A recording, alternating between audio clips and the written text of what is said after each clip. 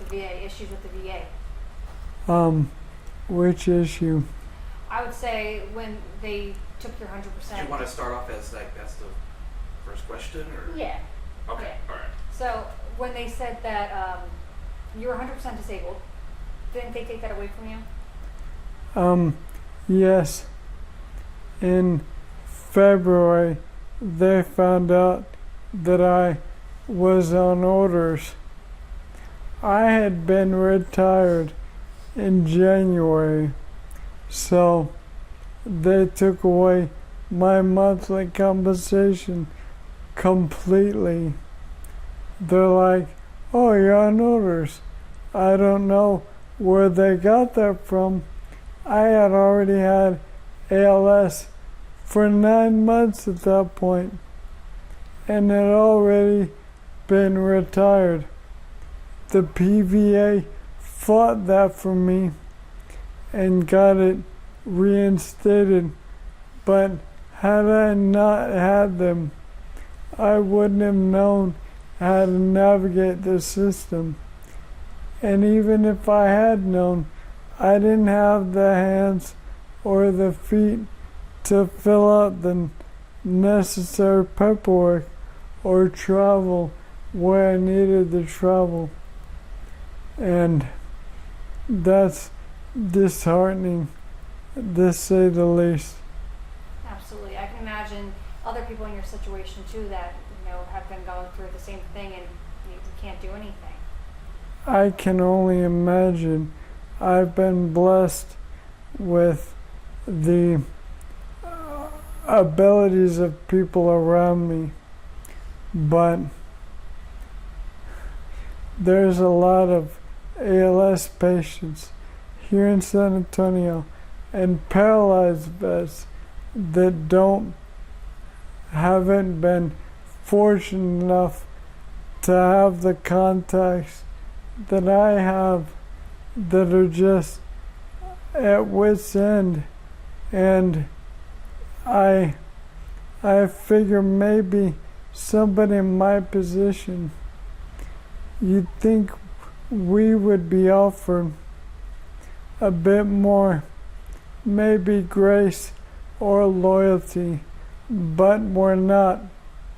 If you're paralyzed or you have a debilitating condition in San Antonio, you're directed toward a facility, and that's awful. Absolutely. I had a question for you. Everything you did say before me, you got that? No. Yeah, I was just getting some shots because I didn't know when the questions were going to start and when it was. It's okay. How's the audio? Or Yeah. do We're I good. do I sound That's why drunk? when I was like, oh, could this be question one? I thought you had it all. No. Oh God. It's okay. Just remind me of your first name and last name. Your first name and last name as well, so we have that. Okay. It's Warren Findley, and you don't have to worry, sweetie. I'm telling the truth. I can say it all again. Okay. Well, thank you. How do you spell your first name? Like Warren G. W-A-R-E-N. Beautiful. Well, I slurred that one out. You're fine.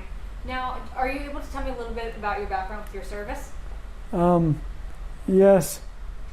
And when I was in the Coast Guard, I enlisted in March of 2001, and I was actually in the middle of basic training when the Twin Towers got hit. I was at a search and rescue station for a couple years and then got transferred to the Great Lakes, where I spent my last year on a 62-year-old icebreaker. I was a small arms instructor. I taught people how to shoot, law enforcement tactics, stuff like that. Pretty neat. Now, why did you go into the to serve the country? You said it right. I wanted to serve my country. There is a lot of sacrificing you can do in life, but when you're able to make changes with your hands, even if you're a street sweeper in the army, that's labor you're doing with your hands to help your country. And I wanted to do that. I wanted to try to save lives for my country. That's why when I re-enlisted in 2020, after being out for 13 years, I also chose a defensive job. It was to teach people how to defend themselves and to act accordingly if they were ever hit with a chemical or biological or radiological or nuclear attack. But I wanted to help for as long as I could help. That's awesome. Well, thank you for your service. I mean, that's pretty cool. Yeah, it's I don't know, man. A lot of people see so much more. I'm just happy to be a part of it. Absolutely. Now, are you able to tell me about your ALS and, for people that don't know, when you were diagnosed and stuff like that, if you're willing to go into detail? My ALS it hit very fast. Your motor neurons attack each other. So you can still feel everything, but you lose the ability to move. So at this point, I can't really use my arms. I can very limited use my legs. And obviously, as you can tell, I'm losing my vocal muscles. It will take all of them in time. I have a feeding tube, and I will eventually get a tracheostomy because my diaphragm will quit as well. I am just like everybody else with ALS. We all get to this point. I just happen to get there a little sooner. You said you're 42? I am. I just turned 42. Well, happy birthday. I appreciate that. Yeah. This year, maybe not so amazing as the others, but I still got a full head of hair, so, could be worse. So you were diagnosed, was it a couple months ago, 9 months ago? May was the official diagnosis.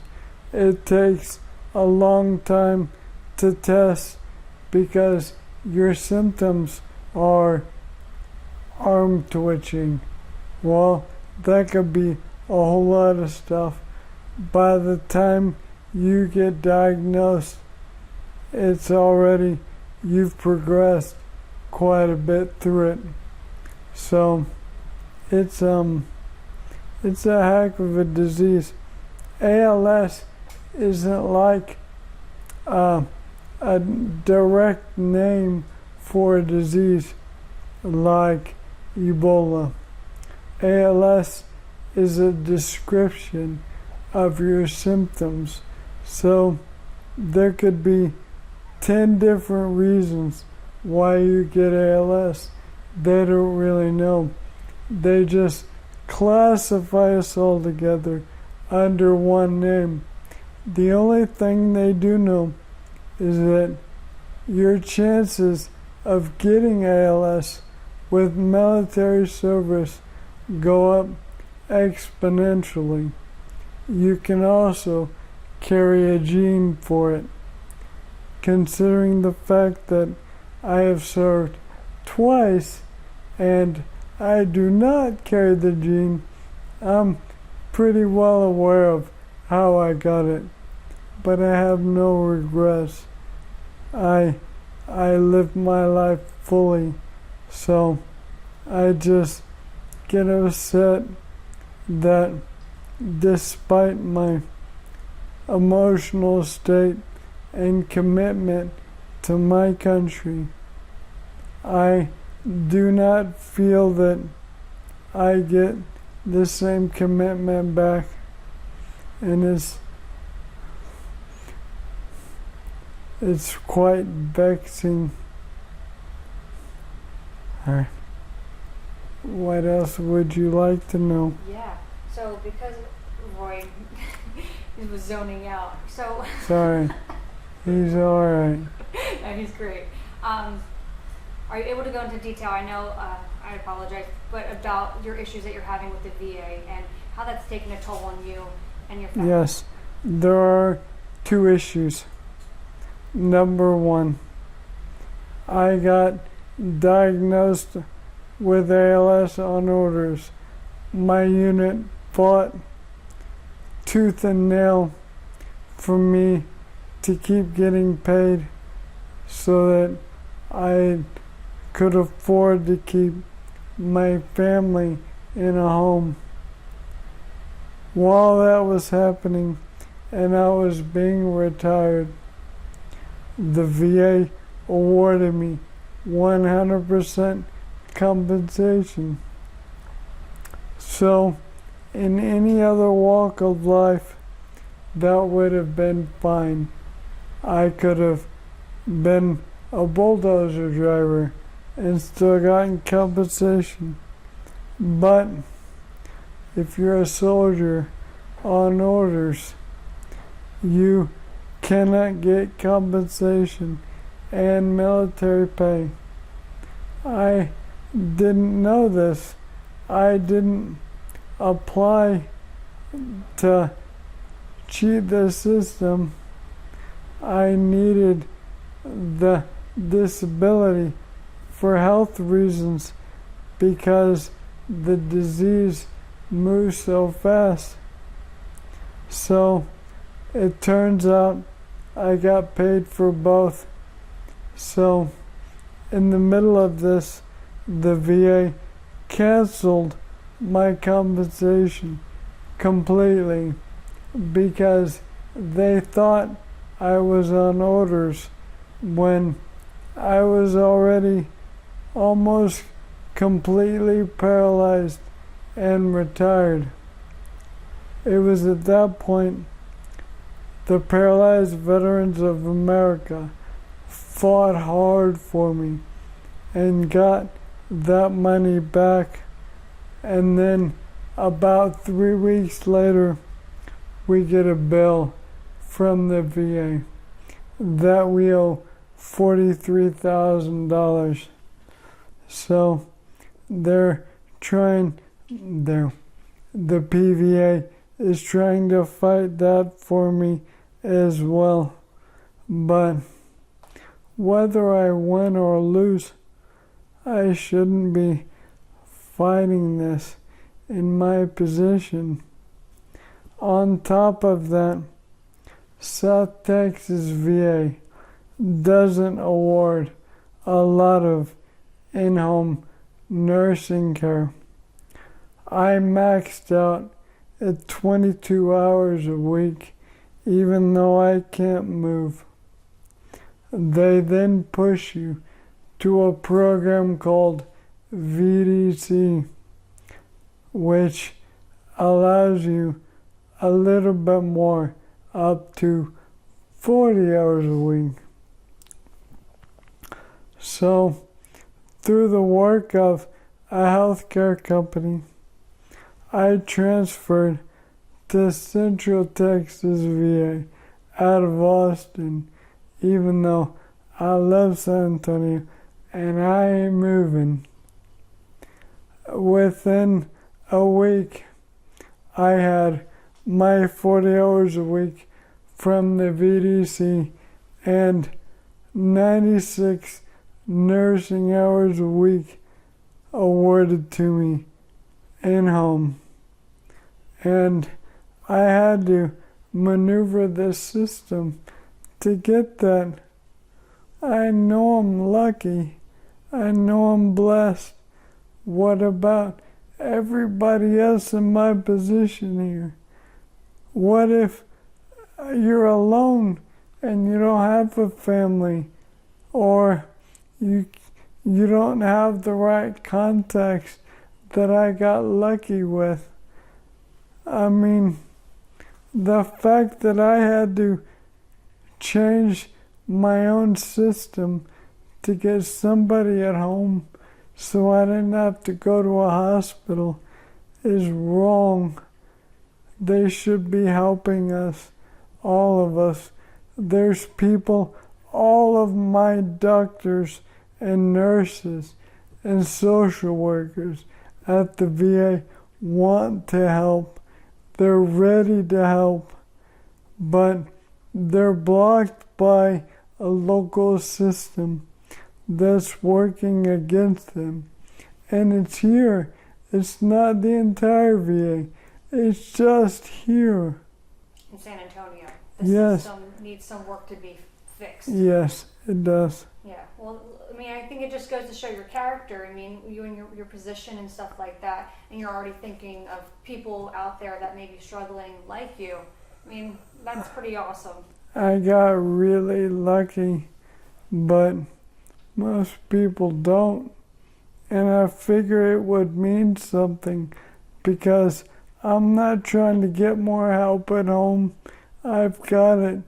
Nobody else does. What about them?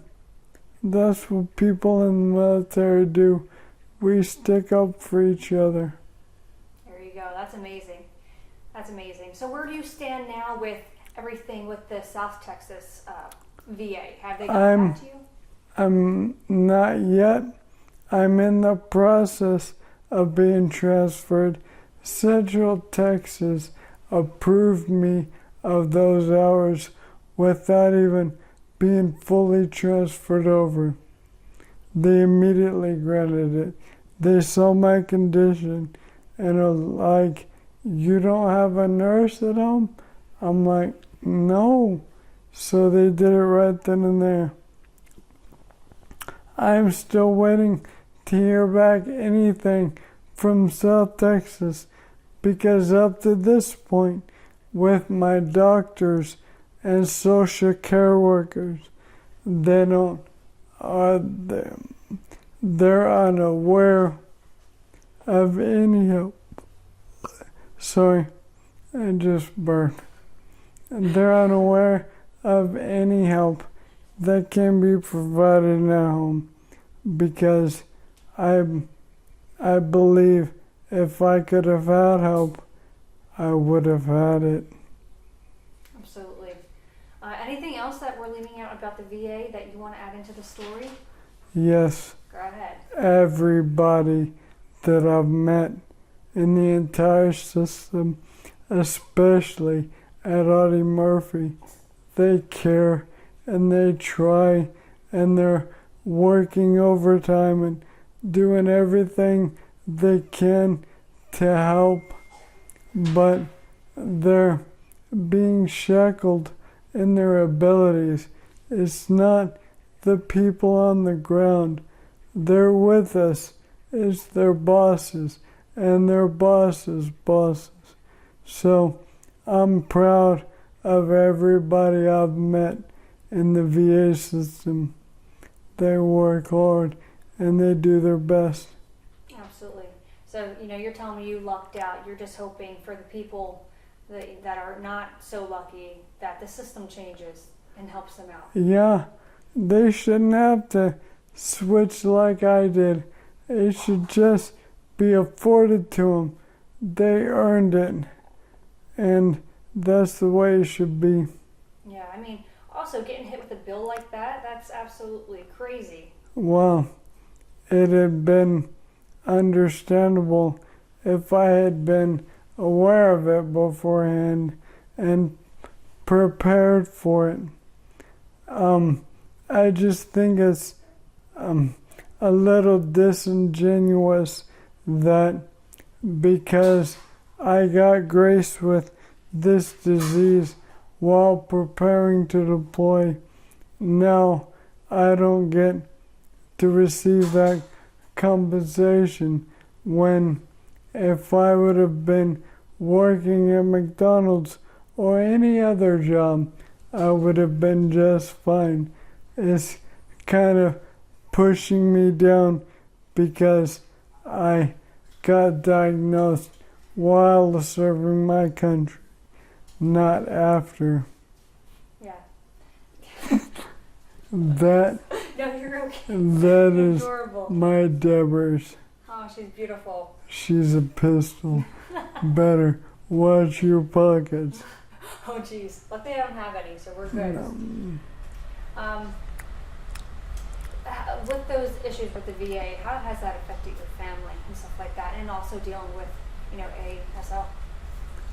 Nobody knows how to navigate it. My wife is a teacher, and we've been doing our best to keep her teaching, because this year my daughter is in her class, so I don't want to take that away from my girls. So we don't have any time as it is, considering how stressful this disease can be. The fact that I now have monetary stress and lifestyle stress, and I gotta fight this system that's trying to help me while I'm losing my voice. It's unacceptable what it does to my family. Absolutely. I think we covered a lot. If there's anything else that you want to share with us, you're more than welcome. But I think I'm all questioned out for you. Just remember, I'm the lucky one. My situation is the best outcome. Everybody else has it worse than me. Can you imagine how they have it? It shouldn't be like this. It shouldn't. But Thank you so much. yeah, that's it. Yeah, thank you so much, sir. I hope this